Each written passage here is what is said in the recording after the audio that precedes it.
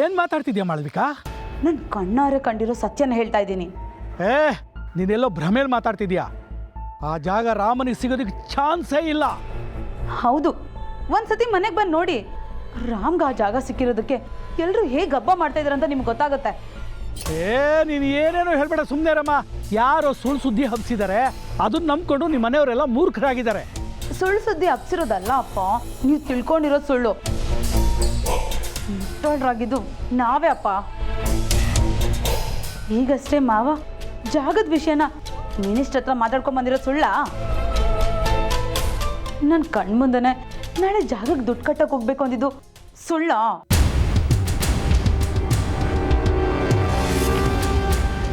ಅದೇನೋ ಸ್ಟೇಟಿಂದ ಸೆಂಟ್ರಲ್ವರೆಗೂ ಬೆಂಕಿ ಹಚ್ತೀನಿ, ಬಡ್ಕೊತಾರೆ ಹೊಡ್ಕೋತಾರೆ ಅಂತ ಅಂದ್ರಿ. ಈಗೇನಪ್ಪ ಆಯಿತು? ಅದು ರಾಮನ ಜಾಗ ಅಪ್ಪ, ಯಾರಿಂದನೂ ಕಿತ್ಕೊಳ್ಳೋಕ್ಕಾಗಲ್ಲ. ಅಲ್ಲಿ ರಾಮ ಸ್ಕೂಲ್ ಓಪನ್ ಮಾಡೇ ಮಾಡ್ತಾನೆ. ನಿಮ್ಮನ್ನು ನಂಬಿ ನಾನು ಮೋಸ ಹೋಗ್ಬಿಟ್ಟೆ. ಹಿಂಗ ಜಾನ್ಕಿ ಮುಂದೆ ನಾನು ಹೇಗಪ್ಪ ತಲೆ ಎತ್ಕೊಂಡು ಓಡಾಡಲಿ? ಮಗಳೇ, ಎಲ್ಲೋ ಏನೋ ಎಡವಟ್ಟಾಗಿದೆ, ಅದೇನು ಅಂತ ನಾನು ನೋಡ್ತೀನಿ. ಸ್ವಲ್ಪ ಟೈಮ್ ಕೊಡು ನನಗೆ. ನಾಚಿಕೆ ಆಗಲ್ವಾಪ್ಪ ನಿಮಗೆ ಈ ಥರ ಮಾತಾಡೋಕ್ಕೆ? ಗುದ್ಲಿ ಪೂಜೆ ಆದಮೇಲೆ ಗುದ್ಲಿ ಹಿಡ್ಕೊಂಡೋದ್ರೆ ಏನಪ್ಪ ಪ್ರಯೋಜನ? ನಿಮ್ಮನ್ನು ನಂಬಿದ್ದಕ್ಕೆ ನನಗೆ ಸರಿಯಾಗಿ ಮಾಡಿದ್ರಿ ಬಿಡಿ. ಇಮ್ರಾನ್ ಇಲ್ಲಮ್ಮ, ಇದೇ ಅವನಿಗೆ. ನನ್ನನ್ನು ಏನಪ್ಪ ಕೇಳ್ತೀರಾ? ಎಲ್ಲ ಆಯ್ಕೊಂಡು ತಿಂತಾ ಇದ್ದಾನೋ. ಓ ಗುಡ್ಕಿ,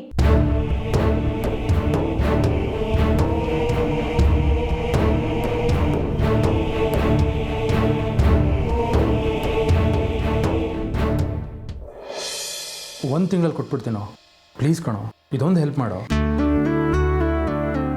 ನನ್ನ ಮೇಲೆ ನಂಬಿಕೆ ಇಲ್ವೇನೋ? ತುಂಬ ಅರ್ಜೆಂಟ್ ಇರೋದಕ್ಕೆ ನನ್ನ ಹತ್ರ ಕೇಳ್ತಾ ಇರೋದು. ನಿನ್ನ ಕೈಲಿ ಎಷ್ಟಾಗುತ್ತೆ ಅಷ್ಟು ಹೆಲ್ಪ್ ಮಾಡು, ಮಿಕ್ಕಿದ್ದು ನಾನು ಅಡ್ಜಸ್ಟ್ ಮಾಡ್ಕೋತೀನಿ.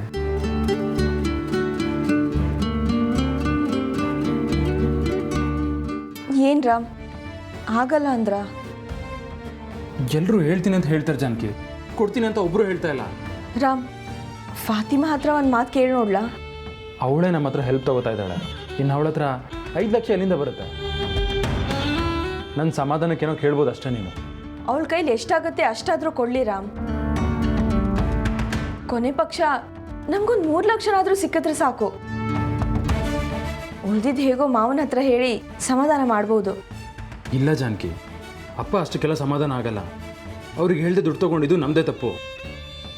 2 ಲಕ್ಷ ಇಲ್ಲ ಅಂದರೆ ಕಾರಣ ಕೇಳ್ತಾರೆ. ಹೀಗೆಲ್ಲ ಆಗುತ್ತೆ ಅಂತ ಗೊತ್ತಿದ್ದಿದ್ರೆ ಮಾವನ ಹತ್ರನೇ ಏನಾದರೂ ಹೇಳಿ ಹಣ ತಗೋಬೋದಿತ್ತಲ್ವ ರಾಮ್? ತಗೋಬೋದಿತ್ತು ಜಾನಕಿ, ಆದ್ರೆ ಇವಾಗ ಯೋಚನೆ ಮಾಡಿ ಏನು ಪ್ರಯೋಜನ? ಕೇಳ್ದೆ ತಗೊಂಡು ಆಲ್ರೆಡಿ ಖರ್ಚು ಮಾಡಾಗಿದೆ. ಕತ್ಲಲ್ಲಿ ದಾರಿ ಮುಗೀತು ಅಂತ ಬೆಳಕನ್ನ ಆರಿಸಿದೀವಿ. ಇವಾಗ ದಾರಿ ಹುಡ್ಕೋ ಜವಾಬ್ದಾರಿ ನಮ್ದೇ ಅಲ್ವಾ ಜಾನಕಿ? ಇದೆಲ್ಲ ಮಾಡ್ಬೇಕಂಗೆ ಗೊತ್ತಾದ್ರೆ ಅದೇನು ಮಾಡ್ತಾಳೋ ಏನೋ ರಾಮ್. ಭಾವನ್ಗೆ ಅವತ್ತು ಮಾವ ಅಷ್ಟೆಲ್ಲ ಮಾಡಿದಾಗ ಅದೆಷ್ಟು ಉಡ್ಕೊಂಡಿದ್ದಾಳು ಗೊತ್ತಾ? ಈಗ ನಿಮ್ಮ ವಿಷಯ ಗೊತ್ತಾದ್ರೆ ಮಾವನ್ಗೆ ಅದೇನು ಹೇಳ್ತಾಳೋ ಅಂತ ಭಯ ಆಗ್ತಿದೆ. ಬಹುಶಃ ನಾಳೆ ದಿನ ಅವಳದೇ ಅಂತ ಅನ್ಸುತ್ತೆ. ಅವಳ ಮಾತೇ ನಡಿಬೋದು ಈ ಮನೇಲಿ. ಅಂದ್ರೆ ಏನು ಹೇಳ್ತಿದ್ದೀರಾ ರಾಮ್? ನಾನು ತಪ್ಪು ಮಾಡಿದ್ದೀನಿ, ನಾಳೆ ಎಲ್ರ ಮುಂದೆ ತಪ್ಪು ಒಪ್ಕೋತೀನಿ. ಅಪ್ಪ ಏನು ಹೇಳ್ತಾರೋ ಅದೇ ಫೈನಲ್ ಆಗುತ್ತೆ ಜಾನಕಿ. ಮಧ್ಯದಲ್ಲಿ ಆ ಮಾಳ್ವಿಕ ಏನಾದರೂ ಅಪ್ಪಂಗೆ ಹೊಸ ಐಡಿಯಾ ಕೊಟ್ರೆ ನಾವು ಏನು ತಾನೇ ಮಾಡೋಕ್ಕಾಗುತ್ತೆ ಹೇಳು? ಏನು ರಾಮ್, ನಾಳೆ ನೆನೆಸ್ಕೊಂಡ್ರೆ ನನಗೆ ಭಯ ಆಗ್ತಿದೆ. ನೀವು ನೋಡಿದ್ರೆ ತಮಾಷೆ ಮಾಡ್ತಿದ್ದೀರಲ್ಲ. ಎಲ್ಲ ಕಡೆಯಿಂದನೂ ಸಿಕ್ಕಾಕೊಂಡಿದ್ದೀನಿ ಜಾನಕಿ. ಶಿಕ್ಷೆಗೆ ಗುರಿ ಆಗಬೇಕಾಗಿರೋದು ಕೈದಿ ಕರ್ತವ್ಯ. ತಪ್ಪಿಸ್ಕೊಡೋದಕ್ಕೆ ಏನಾದರೂ ನೋಡಿದ್ರೆ ಗುಂಡೆಟ್ ಬೀಳೋದು ಗ್ಯಾರಂಟಿ. ರಾಮ್, ಬೇರೆ ಯಾರಾದರೂ ಹತ್ರ ಕೇಳಿ ನೋಡಿ, ಎಷ್ಟಾಗುತ್ತೋ ಅಷ್ಟಾದರೂ ಕೊಡೋಣ. ಮಿಕ್ಕಿದ್ದಕ್ಕೆ ನಾನೇ ಮಾವನ ಹತ್ರ ಮಾತಾಡಿ ಹೇಗೋ ಸಮಾಧಾನ ಮಾಡ್ತೀನಿ. ಯಾರ ಹತ್ರ ಕೇಳು ಅಂತ ಹೇಳ್ತೀಯ ಜಾನಕಿ? ನೀನೇ ನೋಡ್ದಲ್ಲ ಎಷ್ಟು ಜನ ಹತ್ರ ವಿಚಾರಿಸಿದೆ ನಾನು. ಒಬ್ಬರ ಹತ್ರ ಆದರೂ ನಾನು ದುಡ್ಡು ಕೊಡ್ತೀನಿ ಅನ್ನೋ ಉತ್ತರ ಬಂತ? ನಾಳೆನಾದರೂ ವ್ಯವಸ್ಥೆ ಮಾಡ್ತೀನಿ ಅಂತ ಒಬ್ಬರಾದರೂ ಹೇಳಿದ್ರ? ಎಲ್ಲರೂ ಅವ್ರವ್ರ ಕಾರಣನೇ ಹೇಳ್ತಾರೆ ಜಾನಕಿ. ನಮಗೆ ಬೇಕಾದಾಗ ಯಾರು ದುಡ್ಡನ್ನ ಅರೇಂಜ್ ಮಾಡಿಕೊಡಲ್ಲ. ಅದಕ್ಕೆ ಹೇಳೋದು ಜಾನಕಿ, ಇನ್ನೊಬ್ಬರ ಮೇಲೆ ಯಾವತ್ತೂ ಯಾರೂ ಡಿಪೆಂಡ್ ಆಗಬಾರ್ದು. ಯಾವತ್ತಿದ್ರು ನಮಗೆ ನಾವೇ. ಅವ್ರು ಹೆಲ್ಪ್ ಮಾಡ್ತಾರೆ, ಇವ್ರು ಹೆಲ್ಪ್ ಮಾಡ್ತಾರೆ ಅಂತ ಕೂತ್ಕೊಂಡ್ರೆ ಯಾರು ನಮ್ಗಾಗಲ್ಲ. ಹಾಗಾದರೆ ಈಗ ನಾಳೆ ಬಚಾವಾಗೋಕ್ಕೆ ನಮ್ಮ ಹತ್ರ ಯಾವ ದಾರಿನೂ ಇಲ್ವಾ? ಆ ಶ್ರೀರಾಮನೇ ನನಗೆ ದಾರಿ ತೋರಿಸ್ಬೇಕು. ನಂಗೆ ಬೇರೆ ದಾರಿ ಯಾವುದು ಕಾಣಿಸ್ತಾನೆ ಇಲ್ಲ. ಹಾಗಿದ್ರೆ ನಾನೊಂದು ಹೇಳ್ತೀನಿ, ಅದನ್ನು ಮಾಡ್ತೀರಾ ರಾಮ್? ಏನು ಹೇಳು ಜಾನಕಿ? ರಾಮ್, ಈಗಲೇ ಮಾವನ ಹತ್ರ ಹೋಗಿ ಹಣ ಕಡಿಮೆ ಇದೆ ಅಂತ ಹೇಳಿಬಿಡಿ.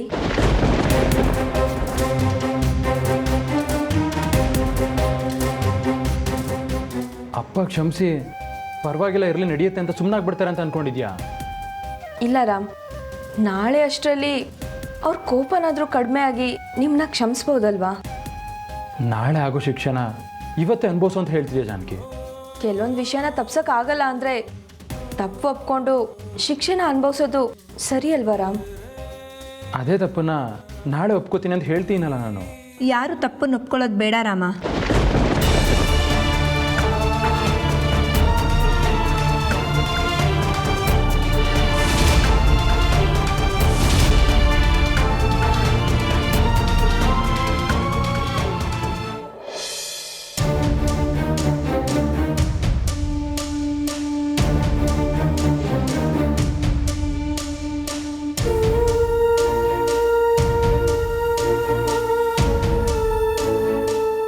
ದೋಸ್ತ್, ಇವತ್ತು ಮಾತ್ರ ಅವಳನ್ನ ಸುಮ್ಮನೆ ಬಿಡಲ್ಲ ದೋಸ್ತ್. ನೋಡು, ಜುಟ್ಟಿಡ್ದು ಹೇಗೆ ಆಚೆ ಕರ್ಕೊಬರ್ತೀನಿ ಅಂತ. ಇಮ್ರಾನ್, ಆತರ ಪಟ್ಟು ಅವಾಂತರ ಮಾಡಬೇಡ. ನೋಡು, ಕೆಲಸ ಕೆಟ್ಟರೆ ನಾವು ಇಬ್ಬರೇ ಮುಟ್ಟಾಳ್ರಾಗ್ತೀವಿ. ಏನು ಕೆಡೋದು? ಕಣ್ಮುಂದೆನೇ ಇಲ್ವಾ ಸಾಕ್ಷಿ? ಗುಟ್ಟನೆಲ್ಲ ರಟ್ಟು ಮಾಡ್ತೀನಿ. ನನಗೆ ಚಮಕಾಯಿಸ್ತಾಳೆ. ಇದೇ ನೋಡಿ ಇವತ್ತೊಳಗೆ ಬಕ್ರಿದು. ಇಮ್ರಾನ್, ನನ್ನ ಮಾತನ್ನ ಸ್ವಲ್ಪ ಗಮನ ಇಟ್ಟು ಕೇಳು. ನೋಡು, ಇದೇ ರೀತಿ ನಾನು ಜಾನ್ಕಿನೇ ರಜಿಯಾ ಅಂತ ಪ್ರೂವ್ ಮಾಡೋಕ್ಕೆ ರಾಮನವ್ರ ಮನೆ ಹತ್ರ ಕರ್ಕೊಂಡು ಹೋಗಿದ್ದೆ. ಆದರೆ ಜಾನ್ಕಿನೇ ಬೇರೆ, ರಜಿಯಾನೇ ಬೇರೆ ಅಂತ ನನ್ನೇ ಯಾಮರ್ಸ್ಬಿಟ್ರು. ಇಲ್ಲಿ ಆ ಥರದ್ದೆಲ್ಲ ಏನು ನಡೆಯಲ್ಲ ದೋಸ್ತ್. ಅವಳೇ ರಜೆ ಅಂತ ನಾನು ಕನ್ಫರ್ಮ್ ಆಗಿ ಹೇಳ್ತೀನಲ್ಲ. ಹೇಳೋದಲ್ಲ ಇಮ್ರಾನ್, ಕನ್ಫರ್ಮ್ ಆಗಿ ತೋರಿಸ್ಬೇಕು. ಆಯಿತು, ತೋರಿಸ್ತೀನಿ ನಡಿ. ಇಮ್ರಾನ್, ಒಳಗಡೆ ಗಲಾಟೆ ಎಲ್ಲ ಮಾಡಕ್ಕೆ ಹೋಗಬೇಡ, ಆಯ್ತಾ? ಏನೇ ಇದ್ರು ಸೈಲೆಂಟಾಗಿ ಮ್ಯಾಟ್ರ್ ಮುಗಿಸ್ಬಿಡೋಣ. ನೋಡು, ಮೊದಲೇ ಮನೇಲಿ ಎಲ್ಲರೂ ಇದ್ದಾರೆ. ಅಪ್ಪನಿಗೆ ನಿನ್ನನ್ನು ಕಂಡ್ರೆ ಇಷ್ಟ ಇಲ್ಲ. ಆಮೇಲೆ ನಿನ್ನ ಜೊತೆನೇ ನಾನು ಬರಬೇಕಾಗತ್ತೆ.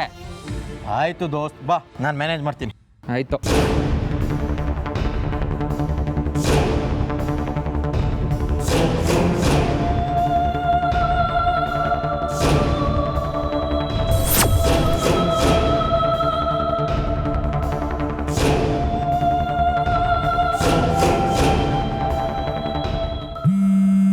ಇರು ದೋಸ್ತ್, ಯಾರು ಇಷ್ಟೊತ್ತಲ್ಲಿ? ದೋಸ್ತ್, ನಿಮ್ಮ ಸಸೋಜಿ ಕಾಲ್ ಮಾಡ್ತಿದ್ದಾರೆ. ಅವನ ಹತ್ರ ಈಗ ಏನೋ ಮಾತು, ಕಾಲ್ ಕಟ್ ಮಾಡೋ. ಅಲ್ಲ ದೋಸ್ತ್, ಏನೋ ಇಂಪಾರ್ಟೆಂಟ್ ಮ್ಯಾಟರ್ ಇರುತ್ತೆ. ಇರು ಒಂದು ನಿಮಿಷ. ಸಲಾಮ್ ಅಲೈಕು ಗೌಡ್ರೆ, ಹೇಗಿದ್ದೀರಿ? ನಿನ್ನ ನಂಬ್ಕೊಂಡು ನೀನು ಕೆಲಸ ಒಪ್ಪಿಸುತ್ತಲ್ಲ, ಕೊನೆಗೂ ಕತ್ ಕುಯ್ದುಬಿಟ್ಟೆ ನೀನು. ಏಯ್, ಬೀದಿ ಸುತ್ತೋರ್ಗೆಲ್ಲ ಹೆಲ್ಪ್ ಮಾಡಕ್ಕೆ ಹೋಗ್ತೀನಲ್ಲ, ನನಗೆ ನಾನೇ ಹುಡ್ಕೋಬೇಕಣೋ. ಯಾಕೆ ಗೌಡ್ರೆ, ಏನಾಯ್ತು? ಲೇ, ಹೊಟ್ಟೆಗೆ ಏನು ತಿಂತೀರ ನೀವು? ಲೇ ಗೌಡ್ರೆ, ಸ್ವಲ್ಪ ನಾಲ್ಗೆನ ಬಿಗಿ ಹಿಡ್ದು ಮಾತಾಡಿ. ಅಲ್ಲ, ಈಗ ನಾನು ಏನು ಮಾಡಿದೆ ಅಂತ ಈ ಥರ ಬೈತಾ ಇದ್ದೀರಿ? ಏನು ಮಾಡಿದ್ಯಾ? ಅಕ್ಬರ್ಗಲ್ಲಿ ಜಾಗ ನನ್ನ ಹೆಸರಿಗೆ ಮಾಡಿಸ್ಕೊಡ್ತೀನಿ ಅಂತ ಹೇಳಿದ್ದೀನಿ. ನೀನು ಸೈಟ್ಗೆ ಅಪ್ಲೈ ಮಾಡಿದ್ಯೇನೋ? ಅಯ್ಯೋ, ಆಲ್ರೆಡಿ ಮಾಡಿದ್ದೀನಿ. ಅಲ್ಲಿಗೆ ಅಪ್ಲಿಕೇಶನ್ ಹಾಕಾಗಿದೆ. ಹಾಗಾದ್ರೆ ಆ ಜಾಗ ಯಾಕೋ ಬೇರೆಯವ್ರ ಹೆಸರಿಗಾಯ್ತು?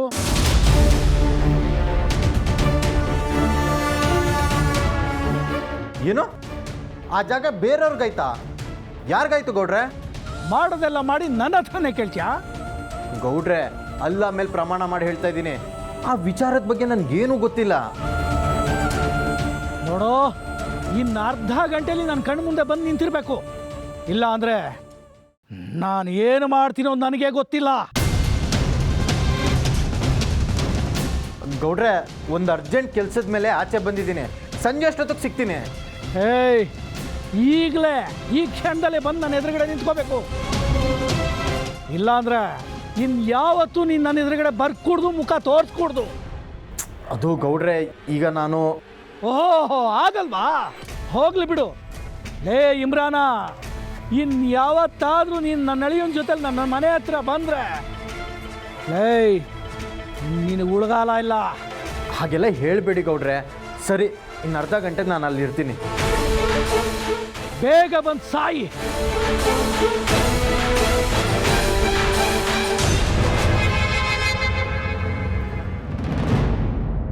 ಏಯ್, ಯಾಕೋ ಏನಾಯ್ತು? ಭರಜ್ಜಿ, ನಿಮ್ಮ ಸಸುಜಿ ಸಿಕ್ಕಾಪಟ್ಟೆ ಗರಂ ಆಗಿದ್ದಾರೆ. ನನಗೆ ಅರ್ಜೆಂಟಾಗಿ ಹೋಗಬೇಕು. ಸಂಜೆ ಬಂದರೆ ನಡೆಯುತ್ತಾ? ಏಯ್, ಅವನು ಯಾವಾಗಲೂ ಅದು ಇದ್ದಿದ್ದೆ. ನೀನು ನಡಿ ಒಳಗಡೆ. ಇಲ್ಲ ದೋಸ್ತ್, ಆಲ್ರೆಡಿ ಎಡವಟ್ಟಾಗಿದೆ. ಈಗ ನಾನು ಹೋಗಿಲ್ಲ ಅಂದರೆ ಇನ್ನೂ ದೊಡ್ಡ ಸಮಸ್ಯೆ ಆಗಿಬಿಡುತ್ತೆ. ನಾನು ಹಿಂಗೆ ಆಮೇಲೆ ಸಿಗ್ತೀನಿ, ಪ್ಲೀಸ್ ಬರಜ್ಜಿ.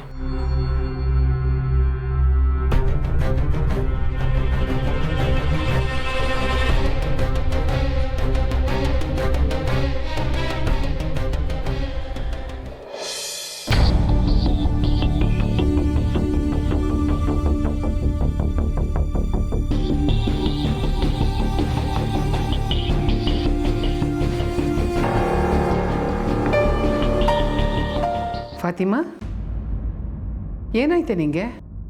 ಏನೋ ಯೋಚನೆ ಮಾಡ್ತಾ ಇದೆಯಾ? ಅಮ್ಮಿ, ಅಕ್ಕ ನಮ್ಮಿಂದ ತುಂಬ ದೊಡ್ಡ ಸಂಕಟದಲ್ಲಿ ಸಿಕ್ಕಾಕೊಂಡು ಒದ್ದಾಡ್ತಾ ಇದ್ದಾಳೆ ಅಮ್ಮಿ. ನಾವು ಅವಳಿಗೆ ತುಂಬಾ ಕಷ್ಟ ಕೊಡ್ತಾ ಇದ್ದೀವಿ. ಏನೇ ಹೇಳ್ತಾ ಇದೆಯಾ ನೀನು? ರಜಿಯಾಗೆ ನಮ್ಮಿಂದ ಏನು ಕಷ್ಟ ಆಗಿದೆ? ನಾವೇನು ಕಷ್ಟ ಕೊಟ್ಟಿದ್ದೀವಿ ಅವಳಿಗೆ?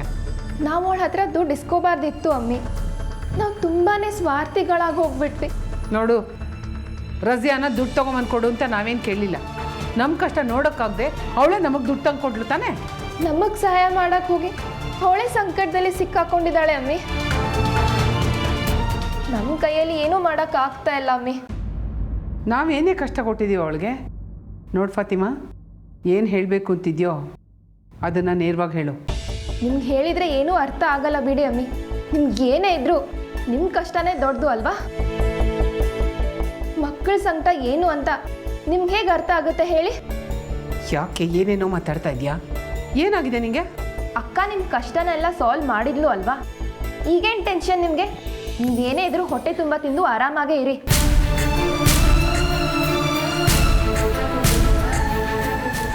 ಪಾಪ ಅಕ್ಕ ಎಲ್ಲೋ ಆರಾಮಾಗೇ ಇದ್ಲು. ನೀವೇ ಬಾ ಅಂತ ಟಾರ್ಚರ್ ಮಾಡಿದ್ರಿ. ಅವಳ ಮನೆಗೆ ಬರದೇ ಇದ್ದಿದ್ರೆ ಚೆನ್ನಾಗಿರ್ತಿತ್ತು.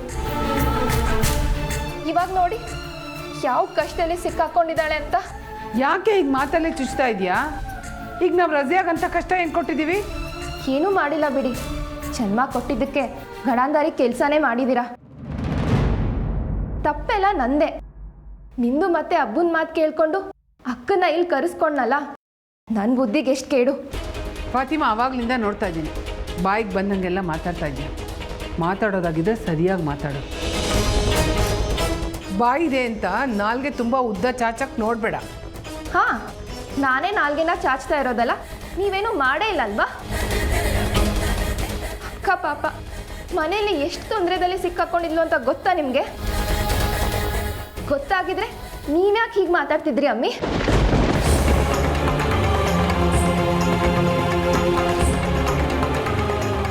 ಮನೇನಾ? ಏನು, ರಜಿಯಾ ಮನೇಲಿ ತೊಂದರೆಗೆ ಸಿಕ್ಕಾಕೊಂಡಿದ್ದಾಳ? ಯಾರ ಮನೇಲಿ ಫಾತಿಮಾ? ಫಾತಿಮಾ, ನಿಜ ಹೇಳು, ರಜಿಯಾ ಎಲ್ಲಿ ಹೋಗಿದ್ದಾಳೆ? ಏನಾದರೂ ಹೇಳಿದರೆ ಸಾಕು, ಅಕ್ಕನ ಮೇಲೆ ಮೊದಲು ಅನುಮಾನ ಬಂದ್ಬಿಡುತ್ತೆ ನಿಮಗೆ. ನನ್ನನ್ನೇನು ಕೇಳ್ತೀರಾ ಅಮ್ಮಿ? ಅಕ್ಕ ಎಲ್ಲಿ ಹೋಗಿರ್ತಾಳೆ ಅಂತ ನಿಮಗೆ ಹೇಳಿರ್ತಾಳೆ ಅಲ್ವಾ? ಅವಳಿಗೆ ಹೋಗಿ ಕೇಳಿ.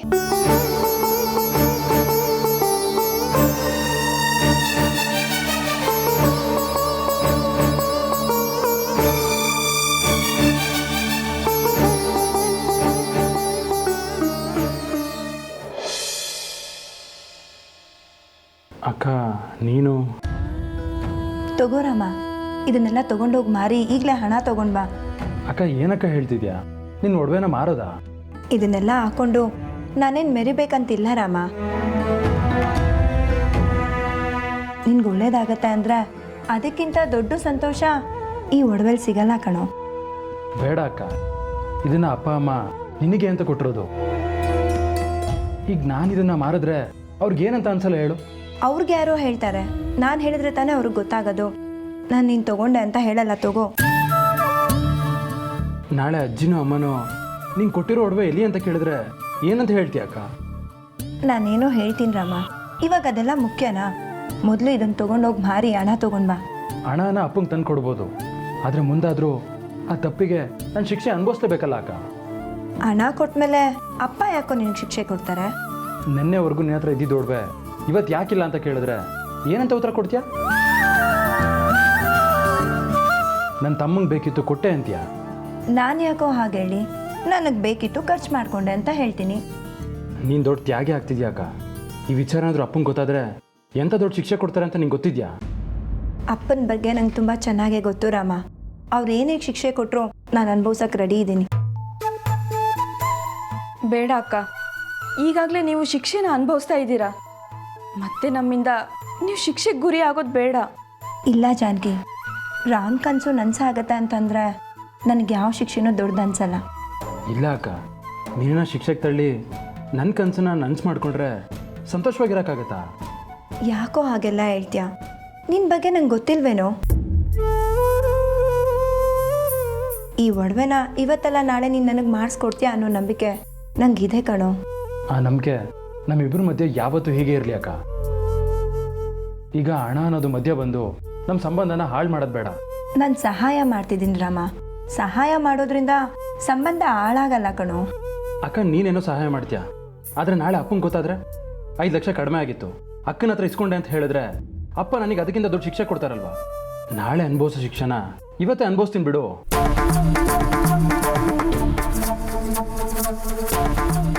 ಬೇಡ ಕಣೋ ರಾಮ, ನನ್ನ ಮಾತು ಕೇಳು. ಅಕ್ಕ, ನನಗೇನು ಬೇಜಾರಿಲ್ಲ. ನೀನು ಒಡವೆ ತೊಗೊಂಡೋಗಿ ಒಳಗಿಡು. ನಿನ್ನ ತಮ್ಮನ ಮೇಲೆ ನಿಂಗಿಷ್ಟು ಪ್ರೀತಿ ಇದೆಯಲ್ಲ, ನಂಗೆ ಸಾಕು ಅಕ್ಕ. ನಿನ್ನ ಪ್ರೀತಿ ಮುಂದೆ ಅಪ್ಪ ನನಗೆ ಕೊಡೋ ಶಿಕ್ಷೆ ಏನು ದೊಡ್ಡದೇನಲ್ಲ. ನಾನು ಸಹಿಸ್ಕೋತೀನಿ ಬಿಡು. ಎಂಥ ಮನಸ್ಸೋ ನಿಂದು ರಾಮ. ಯಾಕೋ ಆ ದೇವರು ನಿನಗೆ ಈ ಥರ ಪರೀಕ್ಷೆ ಕೊಡ್ತಾನೆ? ಆ ದೇವರು ಒಳ್ಳೆಯವ್ರಿಗೆ ಮಾತ್ರ ಈ ರೀತಿ ಪರೀಕ್ಷೆ ಮಾಡೋದಕ್ಕ.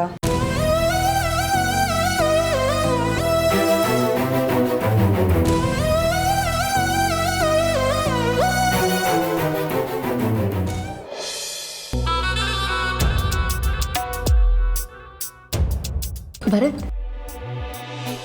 ಯಾಕೆ ಭರತ್? ಆಗಲೇ ನಾನು ಕಾಲ್ ಮಾಡಿದಾಗ ಆ ಥರ ರೇಗಾಡಿದ್ರಿ? ಸ್ವಲ್ಪ ಸುಮ್ಮನಿರು ಮಾಳವಿಕಾ, ಮೊದಲೇ ನಾನು ಟೆನ್ಷನಲ್ಲಿದ್ದೀನಿ. ಏನು ಟೆನ್ಷನು ಭರತ್? ನನ್ನ ಹತ್ರ ಹೇಳ್ಕೊಂಬಾರ್ದಾ? ನಿನ್ನ ಹತ್ರ ಹೇಳ್ಕೊಂಡ್ರೆ ಟೆನ್ಷನ್ ಜಾಸ್ತಿ ಆಗತ್ತೆ, ಕಮ್ಮಿ ಆಗಲ್ಲ. ಏನು ಭರತ್, ಇಷ್ಟೇ ನೀವು ನನ್ನನ್ನು ಅರ್ಥ ಮಾಡ್ಕೊಂಡಿದ್ದು? ಹೇಯ್, ಅದೇನೋ ಹಣ ಇಲ್ಲ ಅಂತ ಹೇಳ್ತಿದ್ಯಲ್ವಾ, ಏನೇ ಅದು? ಅದೇ ಜಾಗ ಕಟ್ಟಕ್ಕೆ ಹಣ ತೊಗೊಂಬಂದಿದ್ರಲ್ಲ, ಅದನ್ನು ರಾಮ ಜಾನಕಿ ಇಬ್ಬರು ಖರ್ಚು ಮಾಡ್ಕೊಂಡಿದ್ದಾರೆ. ಹೋಗ್ಲಿ ಬಿಡು, ಏನಕ್ಕೆ ಬೇಕಾಗಿತ್ತೇನೋ ಬಳಸ್ಕೊಂಡಿದ್ದಾರೆ. ನಾಳೆನೇ ರಾಮ ಅಡ್ಜಸ್ಟ್ ಮಾಡಿಬಿಟ್ಟು ಕೊಟ್ಬಿಡ್ತಾನೆ. ನೀನು ಯಾಕೆ ಅದಕ್ಕೆ ಟೆನ್ಷನ್ ತಗೊಳ್ತಾ ಇದೀಯಾ? ಅಯ್ಯೋ, ಬೆಳಿಗ್ಗೆನೆ ಹಣ ಕಟ್ಟಬೇಕಂತೆ, ಹಾಗಂತ ಮಾವ ರಾಮ ಹತ್ರ ಹೇಳ್ತಿದ್ರು. ಅಲ್ವೇ, 50 ಲಕ್ಷನೂ ಈ ರಾಮ ಜಾನಕಿ ಏನಕ್ಕೆ ಖರ್ಚು ಮಾಡ್ಕೊಂಡ್ರು? ಅಲ್ಲ, ಅಂತ ತಲೆ ಹೋಗೋ ಕೆಲಸ ಏನಿತ್ತು? ಎಲ್ಲ ದುಡ್ಡು ಅಲ್ಲ ರೀ, 5 ಲಕ್ಷ ಮಾತ್ರ ಖರ್ಚು ಮಾಡ್ಕೊಂಡಿದ್ದಾರೆ. ಹಾಗಂತ ಮಾತಾಡ್ತಿದ್ದೀನ ನಾನೇ ನನ್ನ ಕಿವಿಯಾರ ಕೇಳಿಸ್ಕೊಂಡೆ.